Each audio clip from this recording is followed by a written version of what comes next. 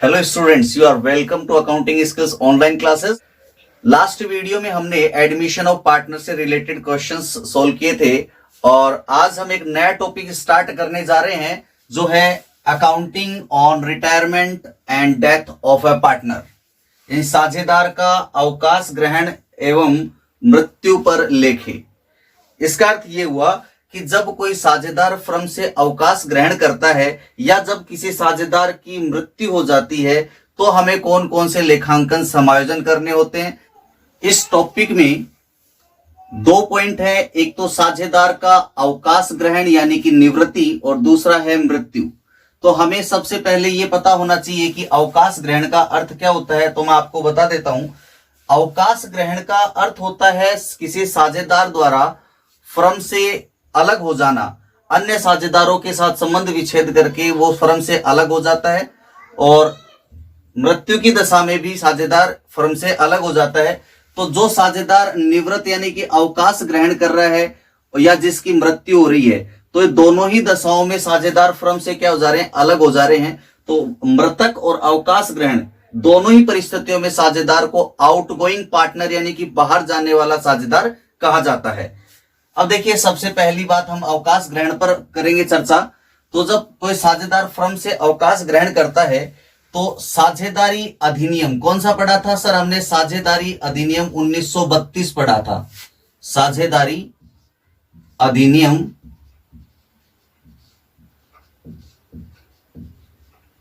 1932 पढ़ा था। तो इस अधिनियम की धारा, साझेदारी अधिनियम 1932 की धारा 32 उपधारा 1, साझेदारी अधिनियम की धारा 32 उपधारा 1 के अनुसार कौन कौन सी ऐसी परिस्थितियां होती है जब एक साझेदार फर्म से अवकाश ग्रहण कर सकता है। तो इस धारा के अनुसार साझेदार के अवकाश ग्रहण करने की परिस्थितियों का इस धारा में वर्णन किया गया। तो साझेदार द्वारा फर्म से अवकाश ग्रहण की कौन कौन सी दशाओं में एक साझेदार फर्म से अवकाश ग्रहण कर सकता है। सबसे प्रथम, समस्त साझेदारों की सहमति से। जब सभी साझेदारों की सहमति प्राप्त हो जाती है तो एक साझेदार फर्म से अवकाश ग्रहण कर सकता है। नंबर 2, साझेदारों के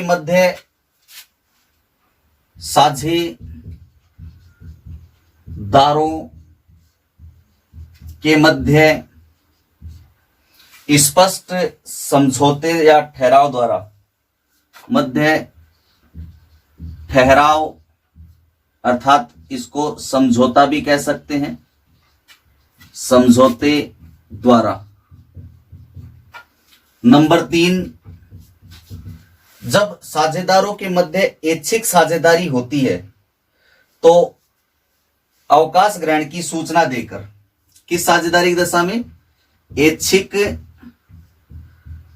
साझेदारी की दशा में, ऐच्छिक साझेदारी की दशा में अन्य साझेदारों को अवकाश ग्रहण की सूचना देकर, अन्य साझेदारों को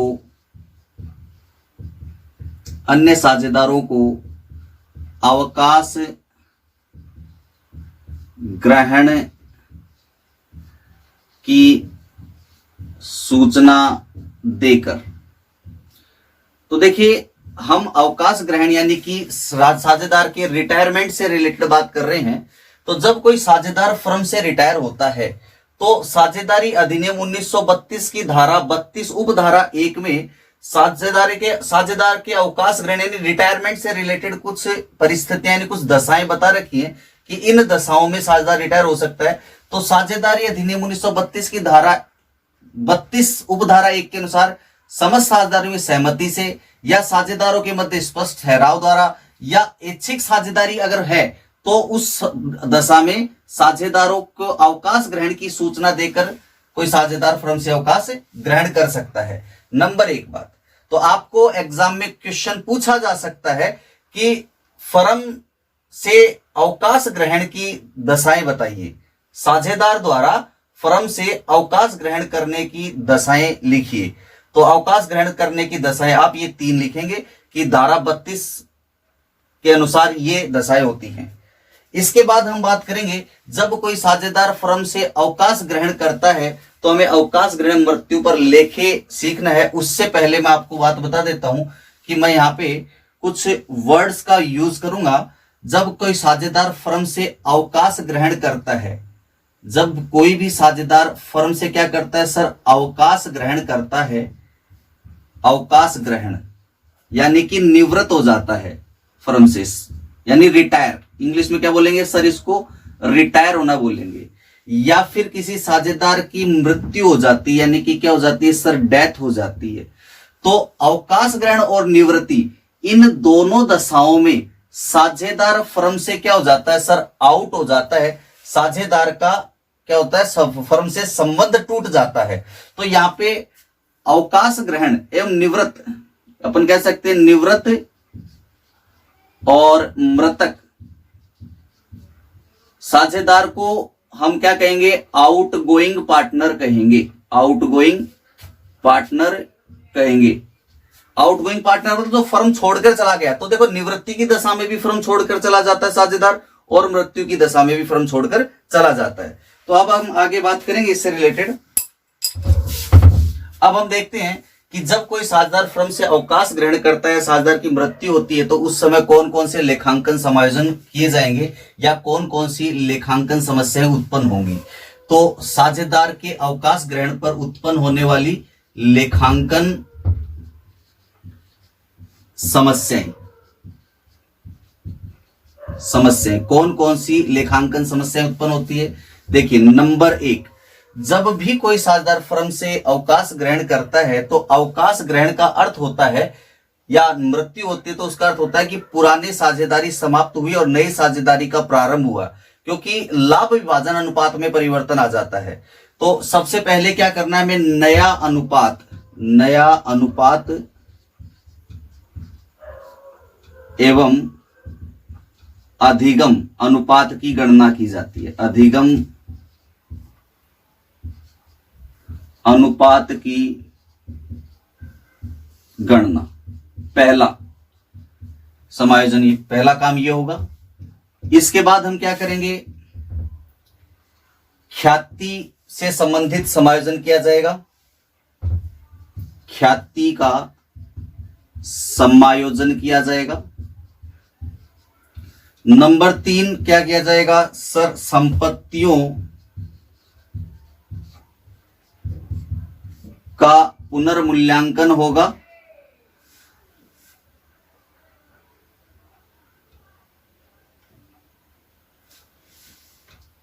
संपत्तियों का पुनर्मूल्यांकन होगा एवं दायित्वों का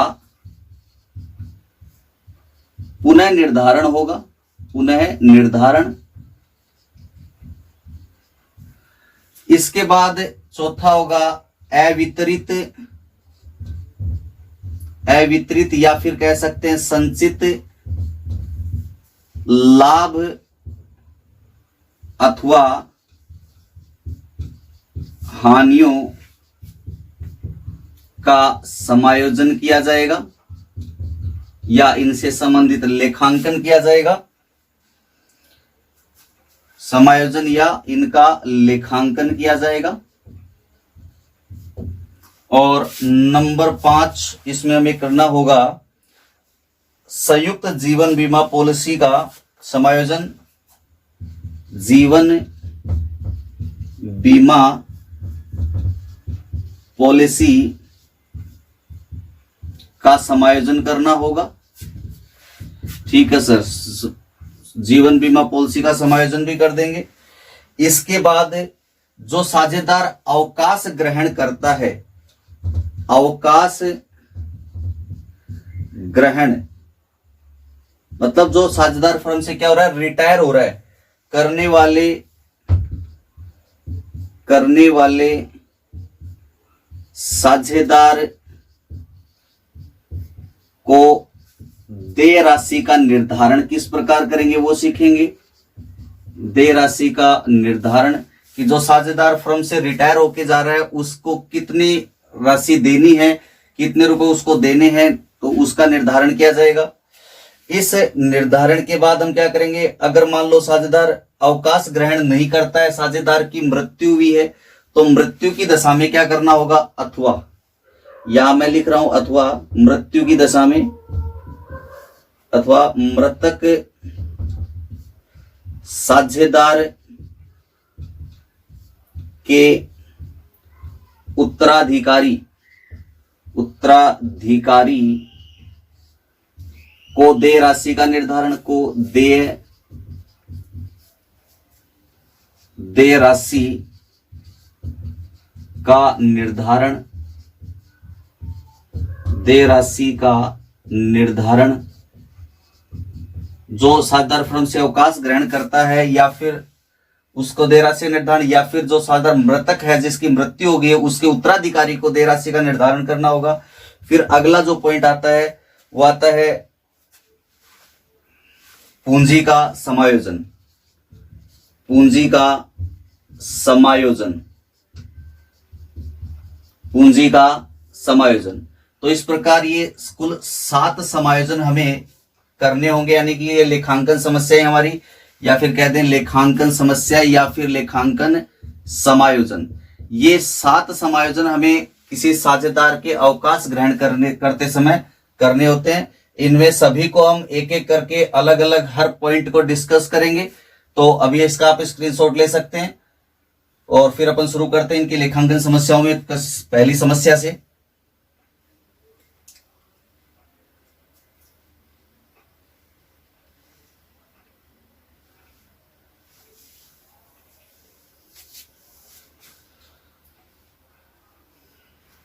तो चलिए इसको रफ कर देते हैं, मिटा देते हैं। ये हमने इसको मिटाया और अब हमें शुरुआत करना है प्रथम लेखांकन समस्या से, जो है अपनी नया अनुपात एवं अधिगम अनुपात की गणना। तो नए साझेदार के प्रवेश पर तो साझेदार के अवकाश ग्रहण पर नए अनुपात और अधिगम अनुपात की गणना किस प्रकार की जाती है वो अपन सीखेंगे। तो यहां मैं लिख रहा हूं नए अनुपात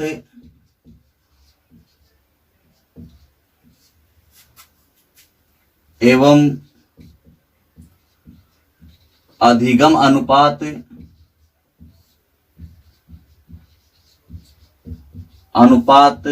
की गणना, ये टॉपिक हमें डिस्कस करना है, इस पर हम चर्चा करेंगे आज। देखिए,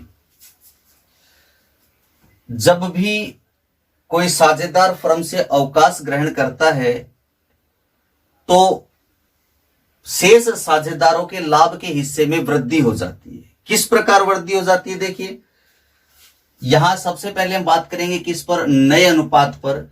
तो अगर मैं आपसे नए अनुपात की बात कहूं तो नए अनुपात का अर्थ क्या होगा, नया अनुपात। नया अनुपात इंग्लिश में क्या बोला जाता है सर, न्यू रेशियो कहेंगे इंग्लिश में,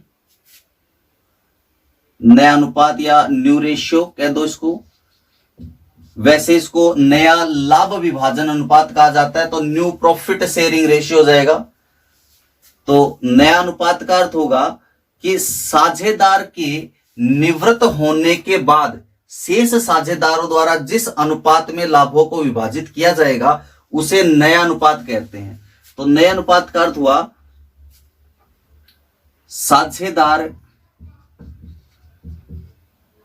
की निवृत्ति अथवा मृत्यु के बाद शेष साझेदारों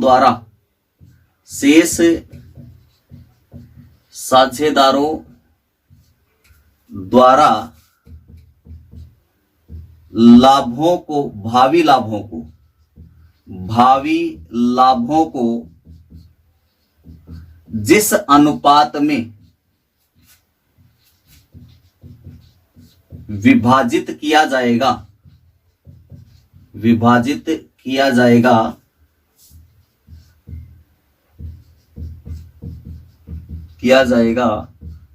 उसे नया अनुपात कहा जाता है, नया लाभ विभाजन अनुपात कहा जाता है, या फिर कह सकते हैं कि नया अनुपात कहा जाता है, या तो कह दो कि नया अनुपात कहा जाता है, नया लाभ विभाजन अनुपात कहा जाता है।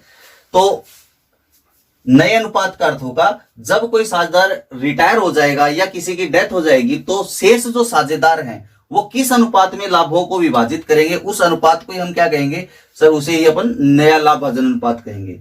चलिए एक उदाहरण लेकर मैं आपको एक बात समझा देता हूं।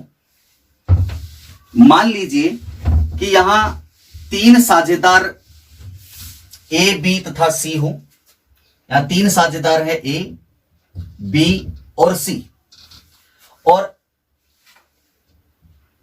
इन तीनों द्वारा लाभों को समान अनुपात में वहन किया जाता है। जो भी लाभ होंगे ये बराबर बराबर लाभों को बांट लेते हैं।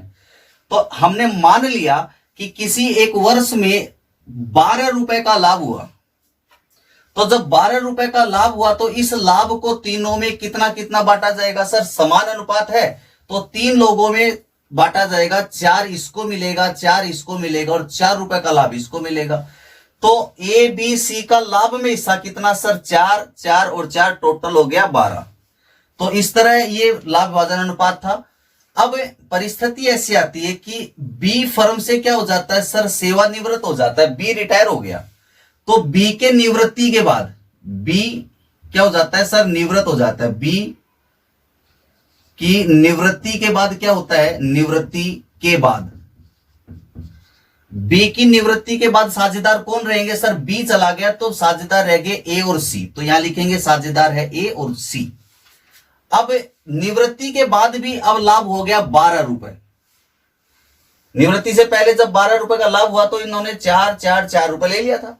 अब साझेदार निवृत्त हो गया तो निवृत्ति के बाद भी मान लो कि अगर लाभ सेम 12 रुपए हो जाए तो अब साझेदार कौन रह गए, बी तो छोड़कर चला गया तो साझेदार तो ए और सी रह गए, बी तो फर्म को छोड़कर जा चुका है। तो अब ए और सी कितना कितना लाभ लेंगे सर, ए और सी अब इस 12 रुपए में से आधे आधे बांट लेंगे, नहीं 6 रुपए ये लेगा और 6 रुपए लाभ में हिस्सा ये लेगा।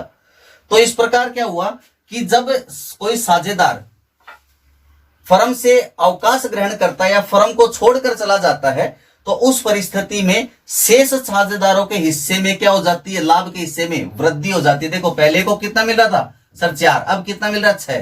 पहले सी को कितना मिल रहा था 4, अब सी को कितना मिल रहा है सर 6। तो यानी कि इनके लाभों में क्या हुई, वृद्धि हुई। तो आप एक पॉइंट यहां लिखेंगे, देखो कुछ विशेष पॉइंट हमें लिखने, तो एक पॉइंट आप पहले यहां लिखेंगे कि साझेदार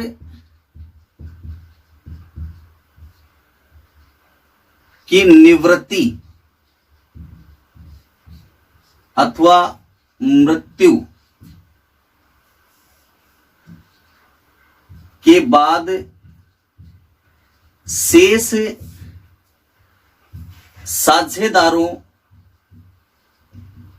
साझेदारों के लाभ के हिस्से में वृद्धि हो जाती है। देखो ये बात हमने यहां प्रूव की नहीं कि यहां देखो पहले 12 रुपए का लाभ हुआ तो इन्होंने समान अनुपात में लिया, यानी 4 लिया, और अब बी छोड़ के चला गया। तो अब बी छोड़ के जाने के बाद अगर 12 का लाभ होता तो अब कितना कितना मिलेगा सर, अब 6 रुपए का लाभ मिलेगा इन दोनों को समान अनुपात में वहन करना लाभों को।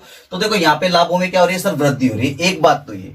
अच्छा, इस वृद्धि होने का मुख्य कारण क्या है, ये जो वृद्धि हुई इनके लाभों में, तो इस वृद्धि का मुख्य कारण क्या है, ये कारण हमें पता करना है। तो देखिए जब बी फर्म से रिटायर हो गया तो बी को जो 4 रुपए का लाभ मिल रहा था वो 4 रुपए का लाभ अब बी नए अनुपात में लेने के लिए तो नहीं आया ना। देखो ये इनका कौन सा अनुपात था सर, पुराना अनुपात था, और ये कौन सा अनुपात है सर, ये इनका नया अनुपात है। ये नया अनुपात है और ये कौन सा अनुपात था, पुराना अनुपात था। चलिए अब आगे बात करते हैं।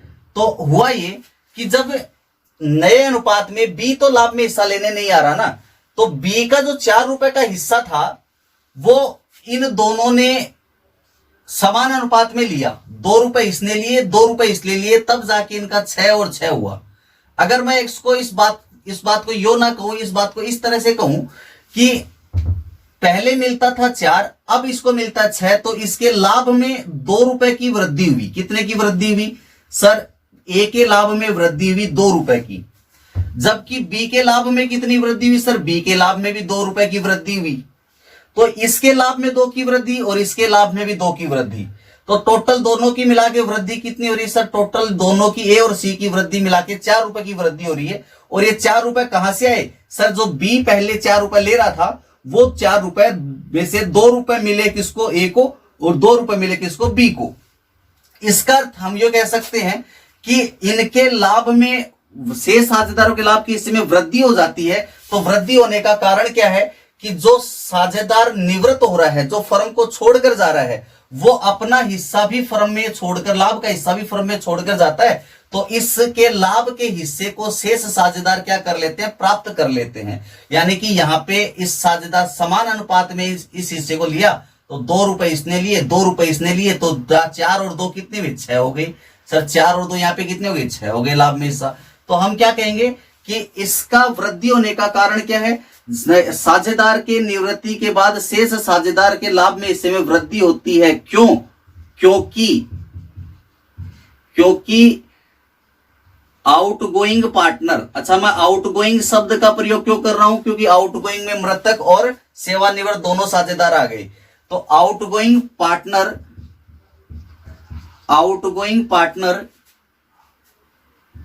का लाभ का हिस्सा शेष साझेदारों द्वारा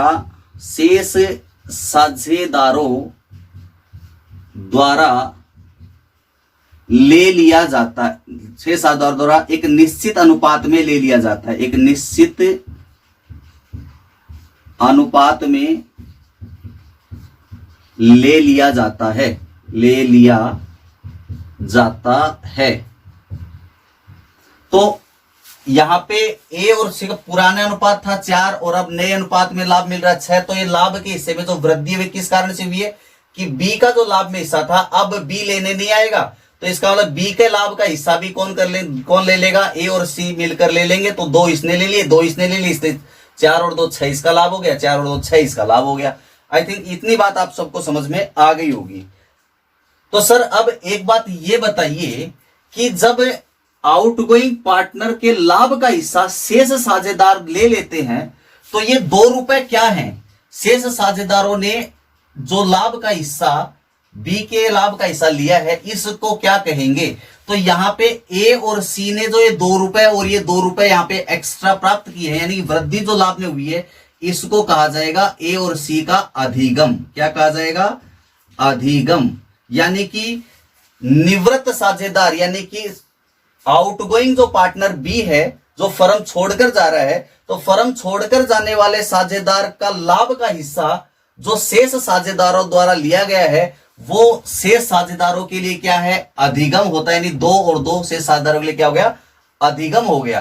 तो दूसरा पॉइंट अपन यहां लिखेंगे, क्या लिखेंगे कि आउटगोइंग पार्टनर का लाभ का हिस्सा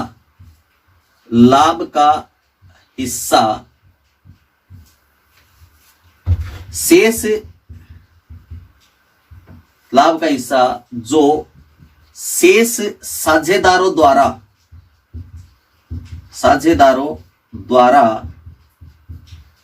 प्राप्त किया जाता है, उसे क्या कहा जाता है? उसे अधिगम कहा जाता है। उसे अधिगम कहा जाता है। किसके लिए अधिगम कहा जाता है? उसे शेष साझेदारों के लिए वो अधिगम है। शेष साझेदारों हेतु अधिगम कहा जाता है। मतलब जो शेष साझेदार ए और सी है, ए और सी को 2 रुपए और 2 रुपए मिले, तो ये ए और सी के लिए अधिगम यानी कि लाभ हो गया। अधिगम का अर्थ होता है लाभ, लाभ या फायदा होता है अधिगम का अर्थ। तो देखो ए और बी के लाभ में वृद्धि हो रही है तो फायदा हो रहा है ना इनको, तो ए और बी के लिए क्या होगा, अधिगम होगा। एक बात ये हो गई।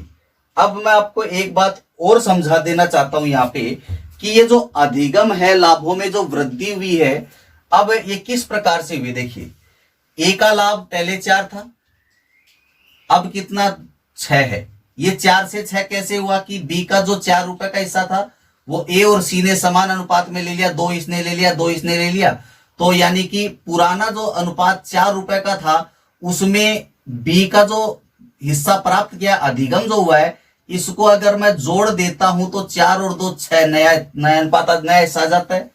इसमें पुराने अनुपात में इसका अधिगम जब हमने जोड़ दिया है तो जोड़ने के बाद इनका अनुपात 6 आ जाता है। तो इसका मतलब हम यो कह सकते हैं कि पुराने लाभ के हिस्से में जो अधिगम किया गया है, यानी कि निवृत्त साझेदार से जो लाभ लिया गया है, उनको दोनों को जोड़ दो। जोड़ने से क्या प्राप्त होगा सर, जोड़ने से नया अनुपात हमें प्राप्त हो जाता है। नया 6 और 6 था ना, तो इन दोनों को जब हम जोड़े तो 6 और 6 आ गया। तो हम कह सकते हैं कि पुराने अनुपात में तो सिंपल सा फॉर्मूला लिख देता हूं, जब पुराने अनुपात में साझेदारों द्वारा किया गया अधिगम अगर जोड़ दिया जाता है तो क्या प्राप्त होता है, नया हिस्सा प्राप्त होता है लाभ का। तो हम कह सकते हैं कि नया अनुपात किस प्रकार ज्ञात किया जाएगा सर, नए अनुपात को ज्ञात किया जाएगा। जो पुराना अनुपात है उसमें क्या जोड़ दिया सर, उसमें हमने अधिगम को जोड़ दिया। अधिगम का अर्थ ये 2 रुपए जो अधिगम हुआ था, ये अधिगम को हमने इसमें जोड़ दिया। ठीक है, आई थिंक इतनी बात आप सबको समझ में आ गई। तो एक सूत्र आपके सामने क्या आया कि सर नए अनुपात को अगर ज्ञात करना हो तो पुराने अनुपात में अधिगम को जोड़ दिया जाना चाहिए। तो नए अनुपात का अर्थ क्या था, साझेदार की निवृत्ति के बाद शेष साझेदारों द्वारा भावी लाभों को जिस अनुपात में बांटा जाता है उसे नया लाभ भाजन अनुपात या नया अनुपात कहा जाता है। और जब नया साझेदार जब कोई साझेदार फर्म से निवृत्त होता है तो निवृत्ति के बाद शेष साझेदारों के लाभ में क्या हो जाती है, वृद्धि। जैसे 4 से 6 हो गई, क्योंकि वृद्धि होने का कारण क्या है कि निवृत्त साझेदार का जो लाभ का हिस्सा था वो शेष साझेदारों द्वारा एक निश्चित अनुपात में प्राप्त कर लिया जाता है। तो इसके कारण से इनके लाभ में वृद्धि हो जाती है। तो आउटगोइंग पार्टनर का लाभ का हिस्सा जो शेष साझेदारों द्वारा प्राप्त किया जाता है उसे साझेदारों हेतु अधिगम कहा जाता है। और अधिगम को अगर आप पुराने अनुपात में जोड़ देते हैं तो क्या प्राप्त होगा सर, नया अनुपात प्राप्त हो जाएगा। तो ये नए अनुपात का एक आपको सूत्र ही याद रखना है। इसके बाद देखिए हम क्या करेंगे, यहां पे एक शब्द हमने लिखा कि क्योंकि आउटगोइंग पार्टनर का लाभ का हिस्सा शेष साझेदारों द्वारा एक निश्चित अनुपात में ले लिया जाता है। तो आउटगोइंग पार्टनर का जो लाभ का हिस्सा शेष साझेदारों ने लिया, जितना लाभ का हिस्सा शेष साझेदारों ने लिया है उसे हमने अधिगम कहा। और अधिगम को पुराने अनुपात में जोड़ा तो नया अनुपात प्राप्त हुआ। लेकिन ये जो अधिगम जिस अनुपात में किया जाता है, जैसे कि यहाँ पे 4 रुपए बी का लाभ में हिस्सा था, उसमें से 2 ए ने लिया, 2 बी ने लिया, इसका मतलब दोनों ने समान अनुपात में लिया। तो इनका जो यहाँ पे अधिगम हुआ था, ये अधिगम किस अनुपात में हुआ, समान अनुपात में हुआ ये अधिगम। तो शेष साझेदारों द्वारा निवृत्त साझेदार का लाभ का हिस्सा जिस अनुपात में लिया जाता है उसे क्या बोलते हैं, अधिगम अनुपात बोलते हैं। तो इस अनुपात को क्या कहेंगे सर, अधिगम अनुपात। तो अगला पॉइंट मैं आपको लिखवा दे रहा हूं अधिगम अनुपात के बारे में। देखो अधिगम अलग चीज थी, अधिगम अनुपात अलग है। अधिगम था यहाँ पे 2 रुपए और 2 रुपए अधिगम थे। तो अधिगम राशि में होता है और अनुपात में करेंगे तो देखो 2 और 2 यानी कि अनुपात 1 यानी समान अनुपात होगा। तो अधिगम अनुपात इसका अर्थ क्या हुआ कि शेष साझेदारों द्वारा जिस अनुपात में शेष साझेदारों द्वारा जिस अनुपात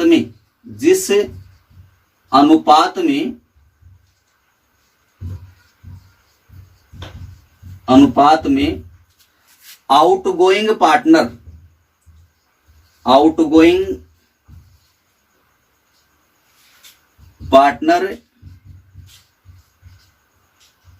का हिस्सा ले लिया जाता है या प्राप्त किया जाता है, का हिस्सा लिया जाता है, उसे अधिगम अनुपात कहा जाता है। अधिगम अनुपात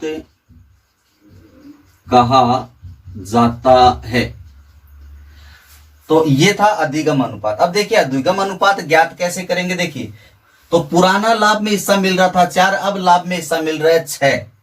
तो 4 और 6 दोनों को देखने से क्या पता चल रहा है सर, पहले 4 मिलता था अब 6 मिलता है, तो लाभ में वृद्धि हुई कितने की, 2 की वृद्धि हुई है। इसका मतलब ये वृद्धि क्या होती है सर, अधिगम होती है। तो यहाँ पे अधिगम अनुपात अगर ज्ञात करना हो तो क्या करना पड़ेगा कि जो नया अनुपात है उसमें से पुराना घटा देंगे तो पता लग जाएगा कि अधिगम कितना हुआ है। तो अधिगम अनुपात का सूत्र क्या रखेंगे, मैं यहां पे आपको सूत्र बता रहा हूं इसका। अधिगम अनुपात, अधिगम अनुपात बराबर नया अनुपात, नया अनुपात, नया अनुपात का अर्थ नया लाभ विभाजन अनुपात माइनस पुराना अनुपात, माइनस पुराना अनुपात। पुराना जो लाभ विभाजन अनुपात है वो घटा देंगे तो हमें क्या प्राप्त हो जाएगा सर, अधिगम अनुपात हमें प्राप्त हो जाएगा इससे। तो ये अधिगम अनुपात का सूत्र है, ये नए अनुपात का सूत्र है। आप अच्छे से इनको स्क्रीनशॉट ले लीजिए, फिर इसके बाद अपन इससे रिलेटेड क्वेश्चंस करते हैं।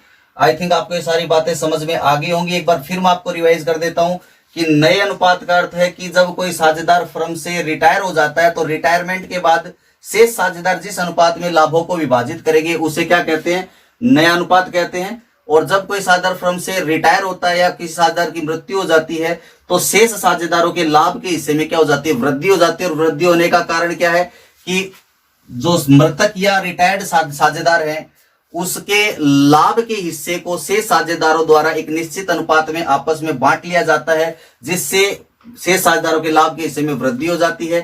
तो जिस अनुपात में तो आउटगोइंग पार्टनर का जो लाभ का हिस्सा है, आउटगोइंग पार्टनर के लाभ के हिस्से को शेष साझेदारों द्वारा प्राप्त किया जाता है तो उसे हम क्या कहते हैं, अधिगम कहते हैं साझेदारों का। यानी कि जो फायदा हुआ है, लाभ में जो वृद्धि हुई है, अधिगम होता है। और इसका अर्थ यह हुआ कि जब नया अनुपात हमें ज्ञात करना होता है तो पुराने अनुपात में अधिगम के हिस्से को जोड़ दिया जाता है तो नया अनुपात हमें प्राप्त हो जाएगा। और जिस अनुपात में शेष साझेदार अधिगम करते हैं, जिस अनुपात में शेष साझेदार अधिगम करते हैं, जैसे यहाँ 2 और 2 का अधिगम कर रहे थे, तो किस अनुपात में अधिगम कर रहे थे सर, समान अनुपात में अधिगम कर रहे थे।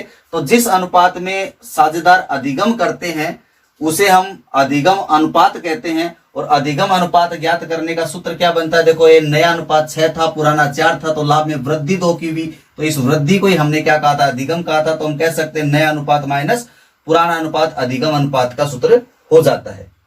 इसका स्क्रीनशॉट लीजिए, इसके बाद अपन क्वेश्चंस करते हैं इससे रिलेटेड। की गणना, इससे संबंधित हमें प्रश्न करने हैं। इसी के साथ हम अधिगम अनुपात की गणना को भी सीख लेंगे। तो देखिए जब साझेदारों के मध्य नए अनुपात की गणना से संबंधित समस्याएं आती हैं तो इन समस्याओं को हम 2 भागों में विभाजित कर देते हैं।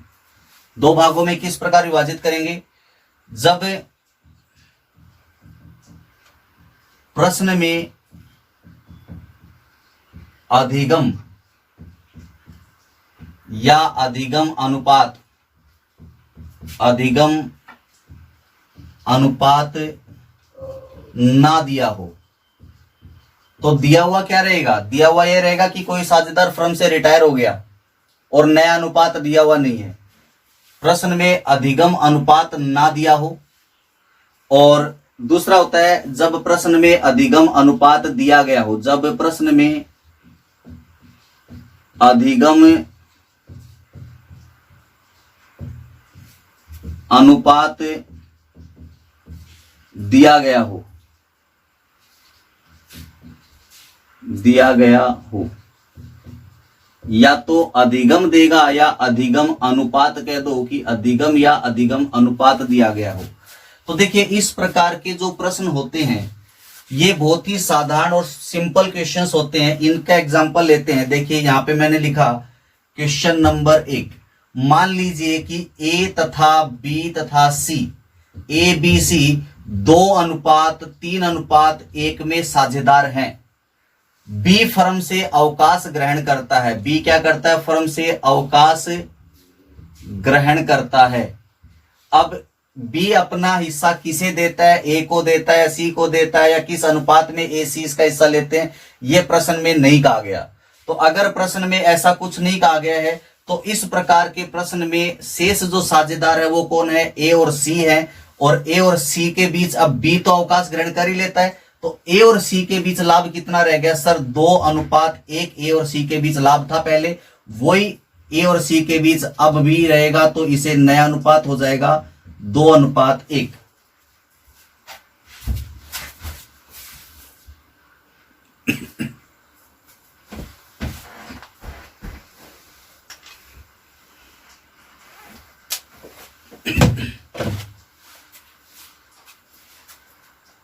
अब बात करते हैं, इसी प्रश्न में हम अधिगम अनुपात की भी बात कर लेते हैं। तो इस प्रकार के प्रश्नों में जब अधिगम अनुपात ना दिया गया हो तो इस परिस्थिति में अधिगम अनुपात किसे माना जाता है? अधिगम अनुपात नए अनुपात को ही मान लिया जाता है, मतलब यही तो नया अनुपात होगा और यही साझेदार का क्या होगा सर? अधिगम अनुपात भी होगा। अब देखिए, अब इस बात को हम प्रूव कर लेते हैं, यही तो अधिगम अनुपात है, यही नया अनुपात है। इस बात को हम प्रूव कर लेते हैं कि जब प्रश्न में अधिगम अनुपात ना दिया हो तो जो नया अनुपात बचा है 2:1 ये नया अनुपात है और इसी को अपन अधिगम अनुपात कहेंगे। इस बात को प्रूव कर लेते हैं अधिगम अनुपात का सूत्र लगाकर। तो अधिगम अनुपात का सूत्र क्या बताया सर? बताया था नया अनुपात माइनस पुराना अनुपात, ये बताया था। तो नया अनुपात कितना? 2:1, ए और सी के बीच 2/3 और 1/3 माइनस करेंगे पुराना कितना था? 2, 3, 5 और 1 6, 2/6 ए का और 1/6 किसका था सर? सी का। तो यहां देखो 6 और 3 का एलसीएम कितना? 6 एलसीएम आएगा। अब 3 का भाग 6 में दिया तो कितनी बार गया सर? 2 बार, 2 दूनी 4 माइनस 6 का भाग 1 बार, तो 2 बराबर 2/6। यहां 6 एलसीएम आया, फिर 2 माइनस 1 बराबर 1/6 हो जाएगा। यानी कि यहाँ पे अब अधिगम अनुपात कितना हुआ? देखो नीचे की संख्या बराबर है तो ऊपर की जो संख्या इसे क्या बना देंगे सर? इसे बना देंगे अनुपात। तो 2:1, तो 2:1 नए अनुपात के बराबर ही अधिगम अनुपात आ रहा है। तो आपको ध्यान क्या रखना है, जब कोई साझेदार फर्म से रिटायर होता है लेकिन अधिगम का हिस्सा या अधिगम का अनुपात ना दिया हो तो रिटायर होने वाले साझेदार के लाभ के हिस्से को हटा दो, तो शेष जो लाभ का हिस्सा 2:1 था वही तो नया अनुपात रहेगा और वही अधिगम अनुपात रहेगा। इसी से रिलेटेड एक और क्वेश्चन कर लेता हूं मैं। देखिए आपके सामने लिखा मैंने कि ए बी सी फर्म में साझेदार थे, ए बी और सी एक फर्म में साझेदार हैं। इनका लाभ विभाजन अनुपात था 1/2 ए का था और 1/4 इसका था और 1/4 इसका था। तो इस परिस्थिति में नया लाभ विभाजन अनुपात क्या होगा? देखिए यहां साझेदारों के मध्य जो लाभ विभाजन अनुपात दिया हुआ है इसमें हर की संख्या बराबर नहीं है, तो हमें हर की संख्या बराबर करनी है तो इन तीनों का क्या लो? एलसीएम लेंगे। या फिर देखो हर की संख्या बराबर करने के लिए 2 का भाग 4 में जाता है क्या? हाँ सर जाता है। कितनी बार? 2 बार। तो इसको 2 से गुणा कर दो ना, नीचे 2 से गुणा करोगे तो ऊपर भी करना पड़ेगा। तो ये कितना हो गया सर? 2/4। तो ये 4, 4, 4 समान हो गए ना, तो इनका अनुपात कितना हो गया सर? 2:1:1। ये इनका अनुपात हो गया ए बी सी का। अब फर्म से बी अवकाश ग्रहण करता है। बी फर्म से क्या कर लेता है सर? अवकाश ग्रहण कर लेता है। जब बी फर्म से अवकाश ग्रहण करता है तो बी का हिस्सा यहां से हटा दो, तो शेष कौन बचे सर? ए और सी बचे।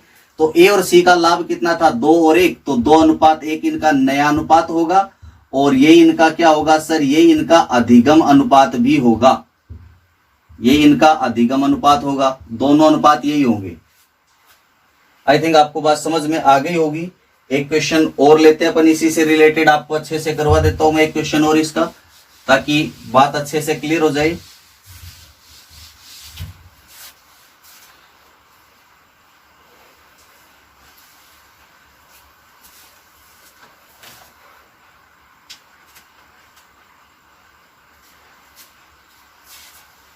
1/2, 2/5 और 1/10। ए, बी और सी तीन साझेदार थे, इनके मध्य लाभ विभाजन अनुपात ये था। इनमें से ए फर्म से अवकाश ग्रहण करता है, ए अवकाश ग्रहण करता है, अवकाश ग्रहण करता है। तो जब फर्म से ए अवकाश ग्रहण करता है तो हमें नया अनुपात और अधिगम अनुपात बताना है। तो किस प्रकार बताओगे? देखिए, सबसे पहले अनुपात बताने के लिए हर की संख्याएं बराबर होनी चाहिए। तो सर यहाँ पे हर की संख्या बराबर नहीं है तो पुराना अनुपात ही सही से नहीं बन पा रहा। तो पुराना अनुपात सही बनाने के लिए क्या करोगे? पहले हर की संख्या को बराबर करोगे। इसके लिए कितने तरीके हैं? इसके लिए दो तरीके हैं। एक तरीका तो क्या है, सिंपल सा तरीका, ट्रेडिशनल जो आप करते हो हमेशा, इनका क्या ले लेंगे सर? इनका एलसीएम ले लेंगे और एलसीएम लेने से अपने जो है इनका अनुपात बन जाएगा। या तो एलसीएम लो या फिर दूसरा तरीका देखो, सबसे बड़ी संख्या 10 और इन बाकी संख्या दोनों छोटी हैं। हर की संख्याओं को बराबर करना है अपने को। सबसे बड़ी संख्या 10 और ये दोनों छोटी, तो क्या 5 का भाग 10 में जाता है? बिल्कुल जाता है सर। कितनी बार जाता है? देखो 5 दूनी 10, 2 बार गया, तो इसको 2/2 से गुणा कर दो। और क्या अब देखो 2 का भाग 10 में जाता है? बोले बिल्कुल जाता है सर। कितनी बार? 2 पंजो 10, 5 बार जाता है, तो इसको तुम 5/5 से गुणा कर दो। तो अब ए का अनुपात हो गया 5/10, बी का हो गया 4/10 और ए का सी का हो गया 1/10। अब देखो हर की संख्या बराबर हो गई। जब हर की संख्या बराबर होती तो अंश की संख्या अनुपात बन जाती है। तो ए बी सी के बीच अनुपात हो गया 5:4:1। अब प्रश्न में क्या कहा कि फर्म से ए अवकाश ग्रहण करता है। जब ए अवकाश ग्रहण करता है तो ए को हटा दो, यहां से शेष कौन बचे? बी और सी शेष साझेदार बचे। तो बी और सी के बीच अनुपात कितना था सर? 4:1 था। तो 4:1 अब भी यही रहेगा। नया अनुपात भी यही है और अधिगम अनुपात भी यही है। नया अनुपात और अधिगम अनुपात,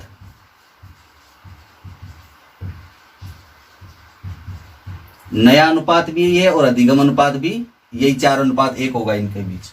अच्छा, इसी प्रश्न में कह देता कि बी फर्म से रिटायर हो गया, तो यहां पे ए अनुपात बी अनुपात सी, ये कितना आया था सर? इनका अनुपात आया था 5:4:1। और यहां कह दिया होता बी अवकाश ग्रहण करता, ये रिटायर हो गया।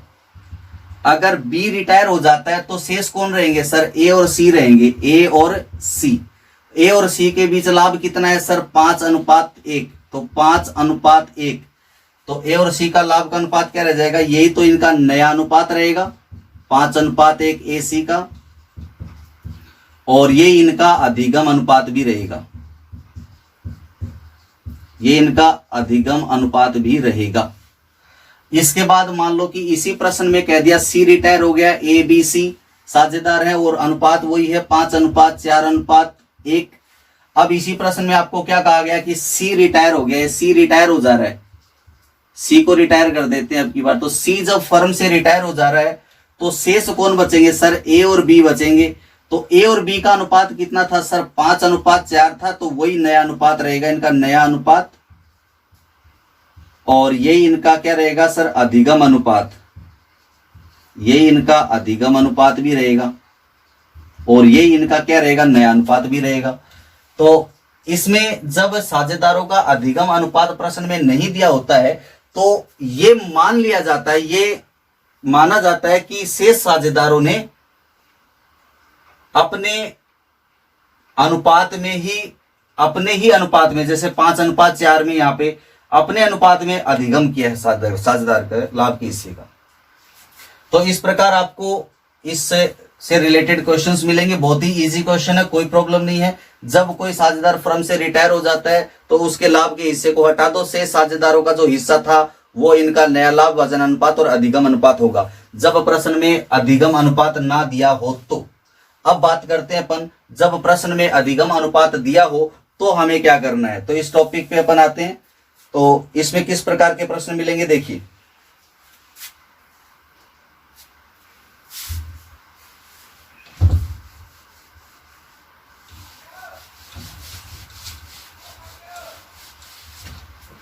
जब प्रश्न में अधिगम अनुपात दिया गया हो, तो जब प्रश्न में अधिगम अनुपात दिया जाता है तो प्रश्न मैं आपको बता रहा हूं, देखिए मान लीजिए क्वेश्चन यहां लिख रहा हूं मैं, ए अनुपात बी अनुपात सी। एक फर्म में 3 साझेदार हैं जो हैं ए बी और सी साझेदार हैं, जिनका लाभ विभाजन अनुपात है 5:3:2।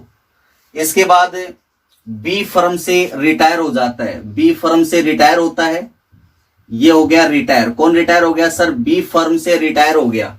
और बी के रिटायर होने पर बी का जो लाभ का हिस्सा है, बी का लाभ का हिस्सा, बी का लाभ का हिस्सा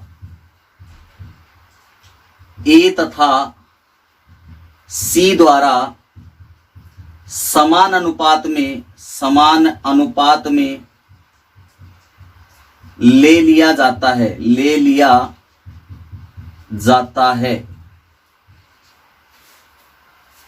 तो यहां पे इसका अर्थ ये हो गया कि ए और सी जो है बी का हिस्सा समान अनुपात में प्राप्त करेंगे। तो अभी मैंने आपको बताया था कि जब शेष साझेदार जिस अनुपात में रिटायर होने वाले या आउटगोइंग पार्टनर का हिस्सा जिस अनुपात में प्राप्त करते हैं, उस अनुपात को क्या कहा जाता है? अधिगम अनुपात। तो यहां पे ये हुआ कि समान जो अनुपात है ये अधिगम अनुपात दिया हुआ है, यानी बी का हिस्सा जिस अनुपात में से साझेदार प्राप्त कर रहे हैं ये अधिगम अनुपात है। तो इस प्रश्न में नंबर 1 पॉइंट पर अधिगम अनुपात प्रश्न में दिया हुआ है। अधिगम अनुपात, देखो मैंने आपको अधिगम अनुपात का क्या लिखवाया था? अधिगम अनुपात के बारे में यही लिखवाया था आपको कि जिस अनुपात में शेष साझेदार आउटगोइंग पार्टनर का हिस्सा प्राप्त करते हैं उस अनुपात को अधिगम अनुपात कहा जाता है। तो यहाँ पे रिटायर होने वाले जो साझेदार है इसका हिस्सा ए तथा सी किस अनुपात में ले रहे हैं? समान अनुपात में ले रहे हैं। तो इस समान अनुपात को क्या कहा जाएगा? अधिगम अनुपात कहा जाएगा। यह अधिगम किसने किया सर? ए और सी ने अधिगम किया समान अनुपात में। तो समान अनुपात का अर्थ क्या होता है सर? 1:1 होता है। तो ये समान अनुपात में अधिगम अनुपात हो गया। अब इसके बाद हम बात करते हैं नए अनुपात की बात करेंगे। तो नए अनुपात के बारे में अपन बात करें तो देखिए इसने क्या कहा कि ए तथा सी बी के हिस्से को समान अनुपात में प्राप्त करते हैं। तो इसको करने के मैं आपको 2 सिंपल तरीके बता देता हूं। देखो एक तो आपको एक रफली वे बता देता हूं। यहाँ पे 5:3:2 था ए बी सी का। अब बी का जो हिस्सा है ए और सी समान अनुपात में लेते हैं, तो ये कितना? 3 है ना। 3 का आधा कितना होगा सर? 1.5 इसने ले लिया, 1.5 इसने ले लिया, हो गया आधा आधा। अब यहाँ पे टोटल करो कितना हो गया सर? ये हो गया 6.5 और इसका टोटल करो कितना हो गया सर? 3.5। अब देखो पॉइंट में संख्या आ रही है, तो पॉइंट में संख्या के लिए हमें क्या करना चाहिए सर? या तो इनको 10 से गुणा करो या फिर दोनों को 2 से गुणा कर देंगे तो पॉइंट हट जाएगा। तो मैं इसको भी 2 से गुणा कर देता हूं, इसको भी 2 से गुणा कर देता हूं, तो ये हो जाएगा 13:7। तो ये इनका लाभ विभाजन अनुपात 13:7 रहेगा। एक तो तरीका ये है। एक और तरीका जो ट्रेडिशनल अपना तरीका है, ट्रेडिशनल तरीका नया अनुपात ज्ञात करने का क्या है कि सबसे पहले देखिए जो बी का जो हिस्सा है कितना? बी का हिस्सा कितना था सर? बी का हिस्सा था 3। कितने में से? 5 3 8 2 10। तो 3/10 हिस्सा था बी का। और बी के हिस्से को कौन प्राप्त कर रहा है सर? ए तथा सी प्राप्त कर रहे हैं। किस अनुपात में सर? 1:1 में। तो हम इसको इससे क्या करेंगे? गुणा कर देंगे। 3/10 को 1:1 से क्या करेंगे? गुणा करेंगे, तो आएगा अधिगम। ये अधिगम अनुपात था, अधिगम की राशि आ जाएगी इससे गुणा करने पर। तो अधिगम ए ने कितना अधिगम किया और बी ने कितना अधिगम किया वो आ जाएगा। तो देखिए 3/10 और 3/10 और इससे गुणा करेंगे तो कितना? 1:1 का मतलब 1/2 और 1/2 से गुणा करेंगे। देखो 3/10 ये बी का हिस्सा ए और सी लेंगे और ए अनुपात में गुणा करेंगे इसको, तो 3/10 को 1:1 यानी 3/10 गुणा 1/2 और 3/10 गुणा 1/2। इसका अर्थ क्या हो गया सर? ये हो गया 3/20 हिस्सा इसने लिया और 3/20 हिस्सा ही इसने लिया। ये अधिगम हो गया। इसके बाद हम क्या करेंगे सर? नया अनुपात ज्ञात करेंगे, क्योंकि नए अनुपात का सूत्र क्या था? नया अनुपात जो हमने लिखा था अभी, नए अनुपात का सूत्र लिखा था हमने, नया अनुपात बराबर पुराना अनुपात प्लस अधिगम। तो पुराना अनुपात कितना था सर? पुराना जो अनुपात था ये 5:3:2 यानी 5 और 3 8 और 2 10, टोटल 10 होता है। तो ए का पुराना अनुपात कितना था सर? ए का पुराना अनुपात यहां पे था, चलो मैं इसको मिटा के कर दे रहा हूं यहां पे। तो ए का पुराना अनुपात कितना था सर? ए का पुराना अनुपात था 5/10, 5/10। और बी का कितना? बी का तो छोड़कर चला गया, सी का देखना है ना तीसरा। तो सी का कितना सर? 2/10। तो सी का था 2/10। तो प्लस करेंगे अधिगम, तो अधिगम कितना आया सर? ये अधिगम आया है। कितना अधिगम आया? 3/20, 3/20, 3/20 इसमें जोड़ा, 3/20 इसमें जोड़ा, तो कितना आया सर? ये अब देखिए यहां पे फिर से वही बात आ गई, जब प्लस और माइनस करना होता है तो नीचे हर की संख्या बराबर होनी चाहिए। तो एलसीएम 20 लेना पड़ेगा। एलसीएम 20 लेंगे तो 10 का भाग 20 में 2 बार गया, 2 को इससे 5 से गुणा किया तो कितना आया सर? 10 आया, माइनस 20। अब देखिए आप इसको शॉर्टकट में कैसे कर सकते हैं, देखो हर की संख्या प्लस माइनस करते टाइम हर की संख्या बराबर होनी चाहिए।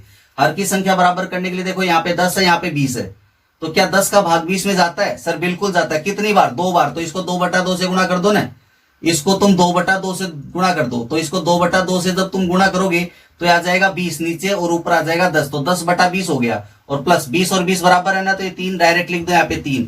तो उसी प्रकार इसमें भी करो, देखो 10 का भाग 20 में दे सकते हैं, बिल्कुल दे सकते हैं। कितनी बार? 2 बार। तो इसको 2/2 से गुणा करो, ये कितना आ जाएगा सर? 4/20 आ जाएगा। ये इसको जब 2/2 से गुणा करेंगे तो 4/20 आ जाएगा। और ये प्लस का साइन लगा दिया, 20 और 20 बराबर है ना, तो ये 3 एज इट इज लिख दो यहाँ पे, तो कितना गया? 7/20 आ गया।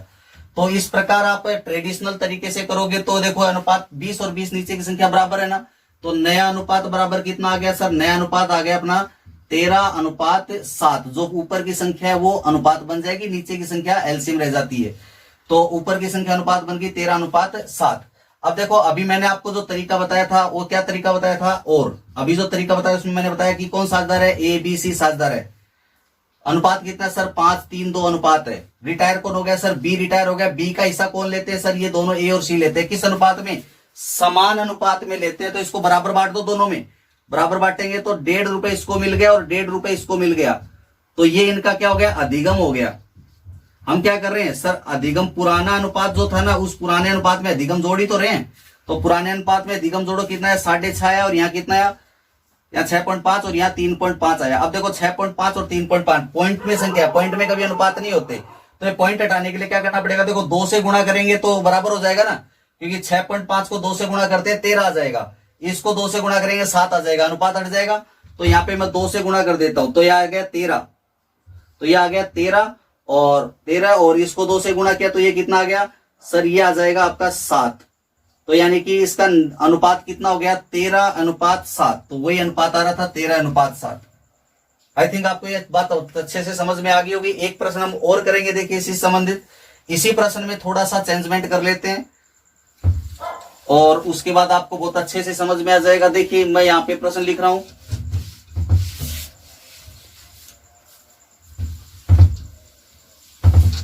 मान लीजिए कि ए बी और सी 3 साझेदार हैं जो 5:3:2 में लाभ विभाजन करते हैं। यहां पे फर्म में बी फर्म से रिटायर हो जाता है। बी फर्म से क्या हो गया सर? ये रिटायर हो गया फर्म से, और इसके रिटायर होने पर बी का हिस्सा ए तथा सी ने 2:1 में प्राप्त किया। 2:1 में प्राप्त किया। इसका मतलब जो बी का जो लाभ में हिस्सा है वो ए और सी 2:1 में प्राप्त करेंगे। तो देखिए सिंपल सी कैलकुलेशन अपन कैसे करेंगे नए अनुपात ज्ञात करने की। ए और सी साझेदार हैं, सॉरी ए बी सी 3 साझेदार है ना, ए बी सी। तो इनका अनुपात है सर 5:3:2 है। अब यहाँ पे बी का हिस्सा ए तथा सी ने 2:1 में प्राप्त किया। तो अभी मैंने आपको जब लिखवाई थी कुछ कैलकुलेशंस, कुछ बातें लिखवाई थी छोटी छोटी, तो उनमें आपको क्या लिखवाया था? तो अभी हमने क्या लिखा था कि जब जिस अनुपात में शेष साझेदार आउटगोइंग पार्टनर का हिस्सा प्राप्त करते हैं उस अनुपात को क्या बोला जाता है सर? अधिगम अनुपात बोला जाता है। ये अपन ने पीछे लिखा हुआ है। तो ये जो अनुपात है ये कौन सा अनुपात है सर? ये तो अधिगम अनुपात हो गया। फिर मैं एक बार आपको बता रहा हूं कि जिस अनुपात में शेष साझेदार आउटगोइंग पार्टनर का हिस्सा प्राप्त करते हैं उस अनुपात को अधिगम अनुपात कहा जाता है। तो इस प्रश्न में अधिगम अनुपात तो 2:1 ही है। अब देखिए प्रश्न में क्या कहा गया कि ए और सी, बी फर्म से रिटायर हो गया, बी रिटायर होने पर बी का जो हिस्सा था ए सी ने प्राप्त किया, तो ए और सी ने प्राप्त किया इसका हिस्सा किस अनुपात में, 2:1 में। तो आप क्या करो, इस 3 रुपए को 2:1 में बांट दो। आपको पता है ना कि 3 रुपए को 2:1 में बांटेंगे तो 2:1 में बांटना है। तो सिंपल सी बात है, 2 रे कितने हो गए, 3 हो गए, 3 में 3 का भाग दिया कितना है, 1 आया। 1 को 2 से गुणा करो, 2 आया सर। 2 किसको मिल गया, ए को मिल गया। और 1 को 1 से गुणा करो सर, 1 आया। तो 1 किसको मिल गया, सी को मिल गया। तो आपने इस तरह इसको अनुपात में विभाजित कर दिया ए और सी में। तो ए को मिले 2 तो कितने हो गए, पहले मिलते थे 5, अब मिले 2 और मिले तो टोटल कितने हो गए, 7। ये क्या था, अधिगम। और हम क्या कहते हैं कि सर पुराना जो अनुपात है ना, पुराना अनुपात, उसमें अधिगम को जोड़ दो तो नया अनुपात आ जाएगा। तो नया अनुपात यहां पे आ गया, देखिए इसका आया 7 और इसका कितना है सर, इसका आया 3। तो ये 7 और 3, 7:3 इनका नया अनुपात होगा। चलिए एक प्रश्न और कर लेते हैं अपन इससे related. A B C firm में साझेदार हैं जो लाभों को 5:4:1 में विभाजित करते हैं। ए फर्म से अवकाश ग्रहण करता है। अब की बार अवकाश ग्रहण कौन कर रहा है, ए फर्म से अवकाश ग्रहण करता है। ये अवकाश ग्रहण करता है यानी रिटायर हो जाता है। और इसका ए का हिस्सा बी तथा सी द्वारा बी तथा सी द्वारा समान अनुपात में प्राप्त किया जाता है। समान अनुपात में प्राप्त किया जाता है।